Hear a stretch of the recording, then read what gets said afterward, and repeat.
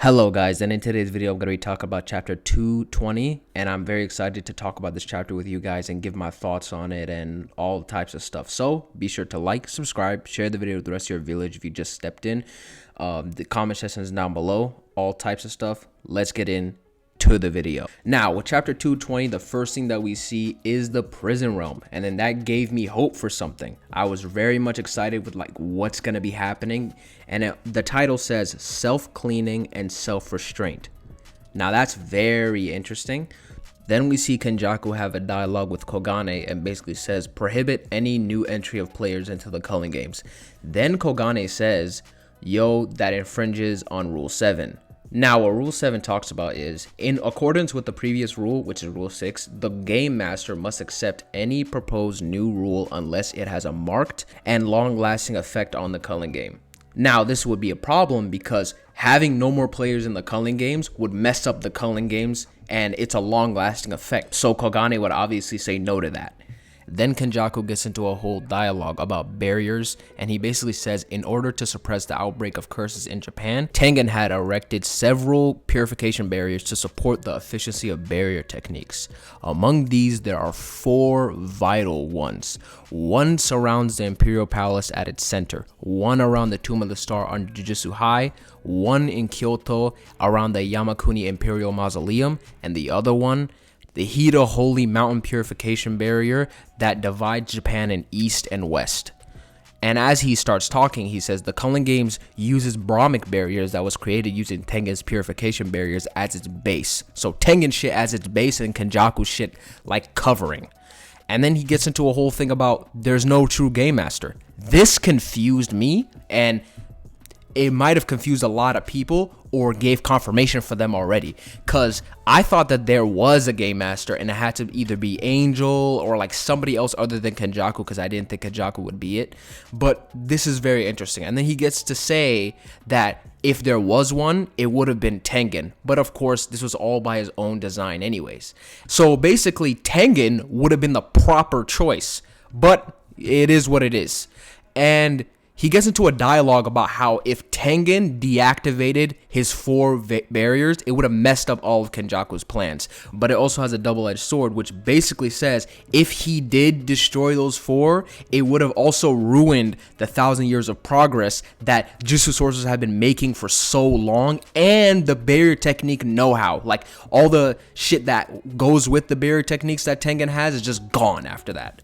Then Kenjaku says it would have caused countless deaths, so many things would be happening. So Tengen, not wanting to put a lot of responsibility on herself, basically says, yo, I'ma give these to the heroes of the story. Which didn't do shit because niggas still lost. Niggas still died. It didn't do anything, Tengen. You're an idiot.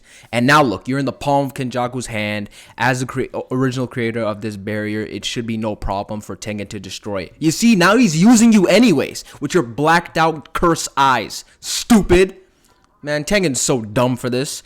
With all that knowledge. Ugh. Stupid. And then as we go, Kenjaku keeps pressing the issue about no more players in the culling games. Otherwise, I will destroy the purification barrier and force the culling game to come to a close. He's basically threatening Kogane, knowing Kogane will do the bidding because Kogane would want the culling games to still prosper. But Tengen's here. That's the bug that Kenjaku has, so he has to do it. And then as the dialogue goes, regardless of what you choose, this game will no longer have any way to go on forever. Kogane, I know you'll choose that option that will sustain the game for as long as possible. So this rule will be approved. You see, Kogane will approve it anyways, because yeah, the longer lasting of the game, happier Kogane is. So yeah, approved player made new rule. Rule 13. Entry of new players is closed from this moment onwards, November 18th, 2109, 2018. And as the dialogue goes, Kenjaku wants to add a new rule.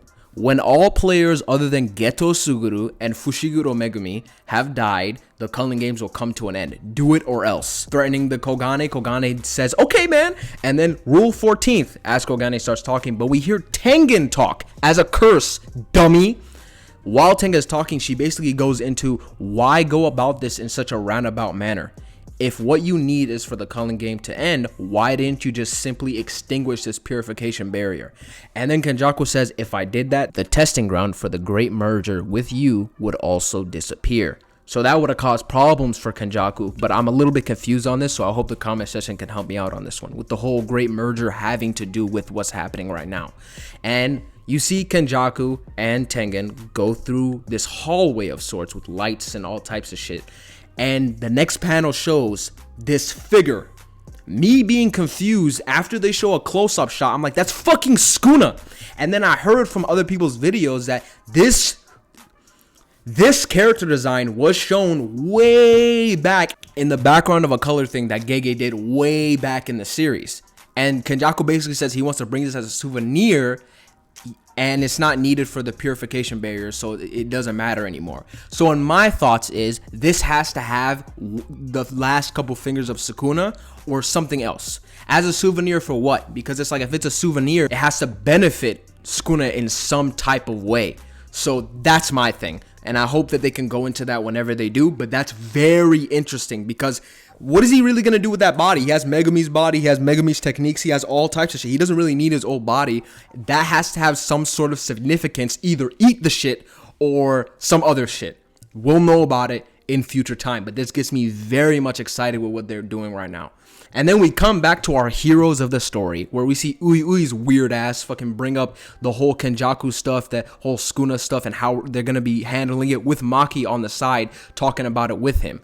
And then Maki brings up this whole thing saying, yeah, if we beat both Kenjaku and Sukuna, it'll be a victory for us, basically. And then Ui says, nigga, shut the fuck up. And that's what I'm saying. Maki, shut the fuck up. No, you're not. Okay? I'm sorry. Just because you're a Toji reference, you're not doing this.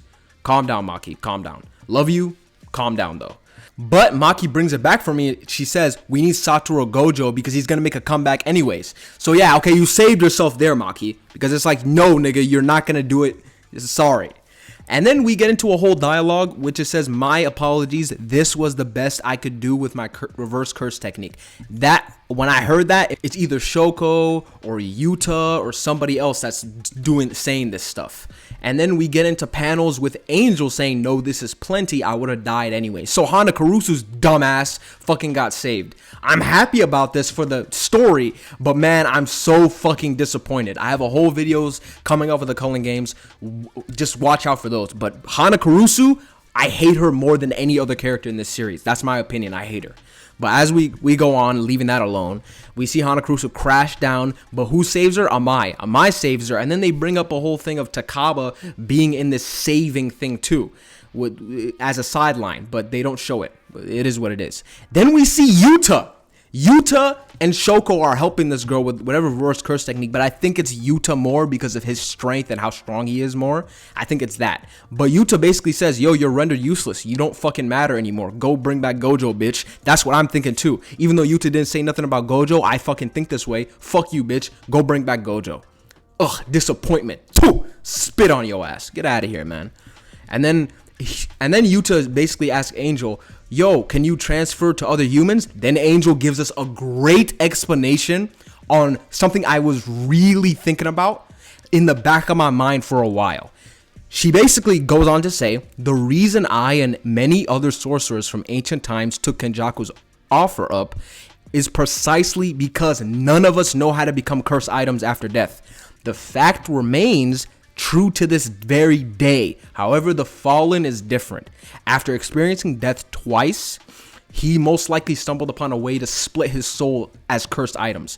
So he can do it now. But I think the whole fingers thing with Sukuna is a Kenjaku thing. Like, Kenjaku helped him out at that time. But then Sukuna developed something himself to be able to just go to body however he likes.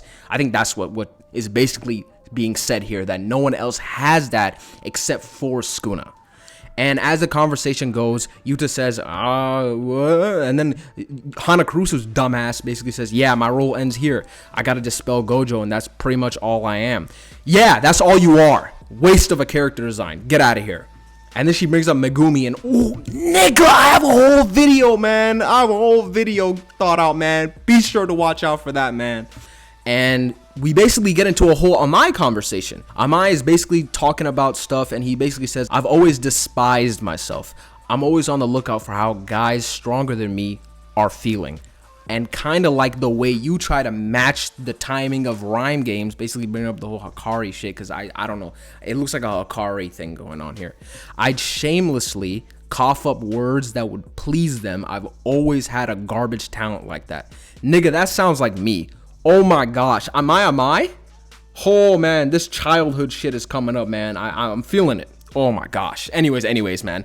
My brain got fucked up there for a sec.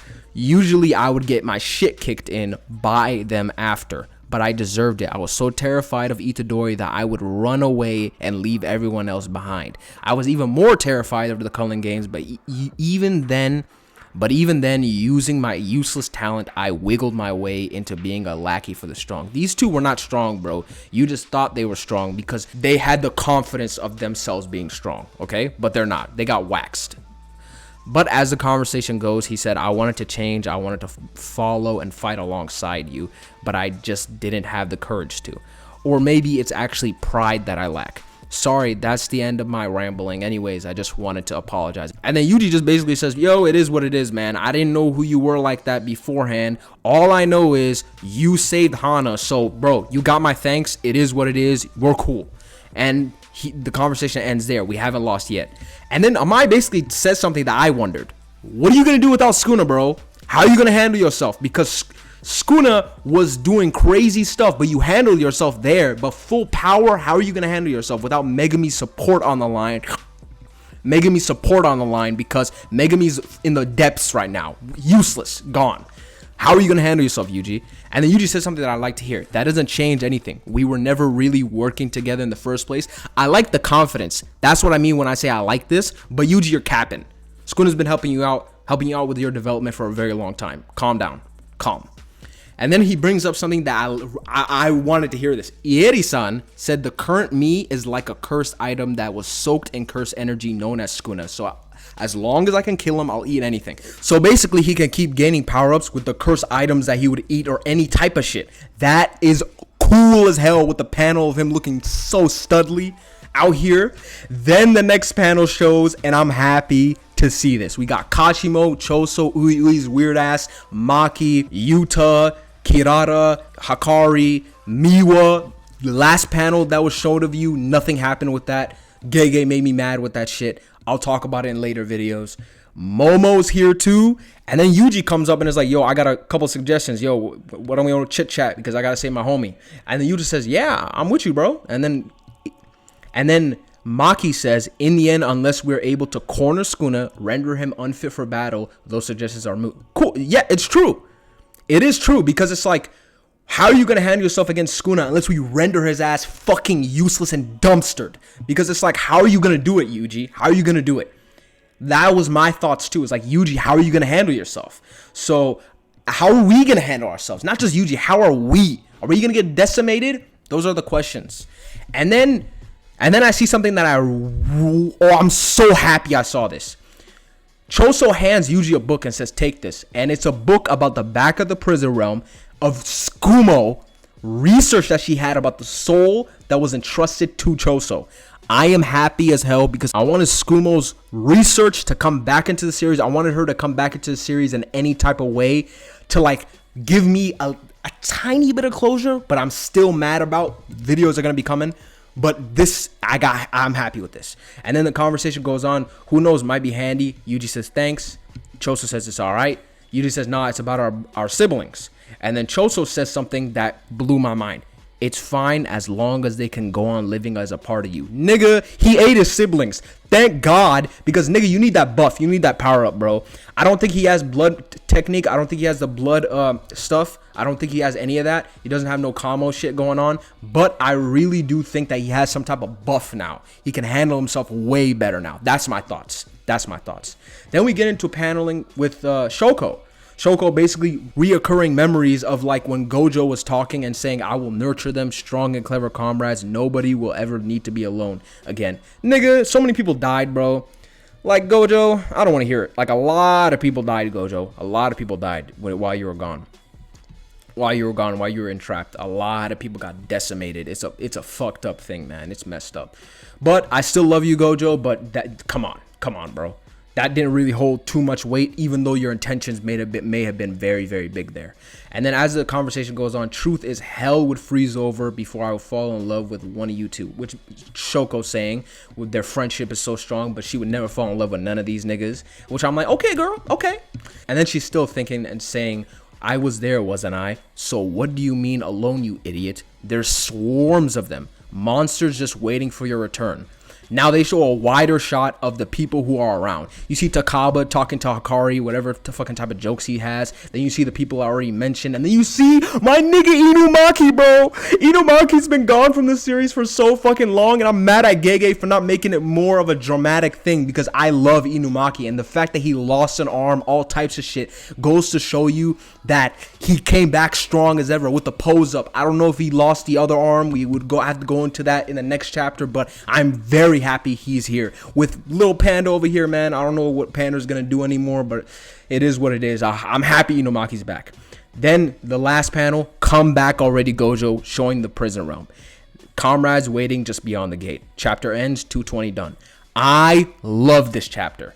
I really love this chapter. I love what Gege did with this chapter, bringing back swarms of people that need to come back, because this is going to be I think the last arc, or there's going to be a mini arc, then a last arc probably, because Gege's whole bullshit with the whole I want to end this within a year bullshit pisses me off to no end, and I don't like that. I don't like that he wants to end this within a year. If it was like 2 years, okay, but a year?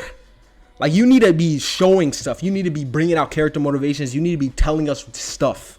You, like, all the stuff you hid before, you need to literally bring them into fruition within this year. If that's what you want to do, man. If that's what you want to do. But very much happy with this chapter. My feelings towards this chapter is very, very good.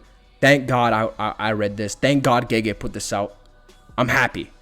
All right, that's the end of the video. Be sure to like, subscribe, share the video with the rest of your village. I would very much appreciate it. Thank you for clicking on this video, and I'm so glad if you watched to the end. I really, really appreciate it. All right, I'm out.